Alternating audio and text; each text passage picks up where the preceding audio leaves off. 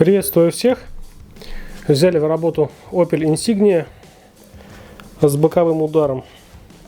Удар пришелся в дверь, в заднюю и в порог. Ребята пока ждали в очереди на ремонт, купили дверь, тип того в цвет, вроде как бы не нужно было изначально ее красить. Поставили, в итоге мы будем ее красить, потому что детали в цвет купленные, как правило, с дефектами вечно. Вот. Тычки, царапины, плюс ко всему она не крашеная, но здесь уже все пробито до грунта, дверь вся изодранная. Такая дверь. Ну, это все мелочь. Самое интересное у нас с порогом. Вот порог остался завернутым. Дверь закрывается плохо, перекашивает все. В таком вот все виде. Весь порог у нас затянуло. Затянуло где-то вот отсюда. Потому что здесь вот полка есть. И тут бац, она пропадает.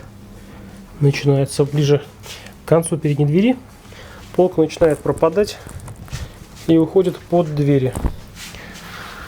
Вот этот момент надо будет весь исправить.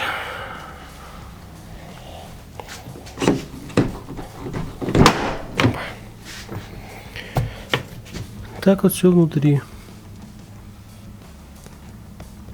Хорошо, здесь ничего не крашеное, поэтому будет работать достаточно просто в этом плане. Ничего не изорвано. Надо только ободрать все и отрихтовать. Здесь все уперлось в усилитель. Усилитель, я так понимаю, остался целым. Трогать мы его не будем. Будем рихтовать так. Покрасим порог целиком, потому что он шелушится от начала. Поросили целиком покрасить. И крыло покрасим тоже целиком, потому что здесь вот есть такие вот моменты. Все ржавеет, все лущится. Здесь есть несколько тычков. Вот тычок. Здесь есть какие-то царапки. В общем, крыло заднее красится целиком вот до сюда. Дверь перекрашивается по причине того, что они тычки, царапины. Надо это все дело привести в порядок. Машину поставил, закрепил на стапель. Сейчас начну все это дело рихтовать. Сначала оттяну на грубую, сниму дверь, оттяну все. А потом накину дверь, уже буду до ума доводить с дверью.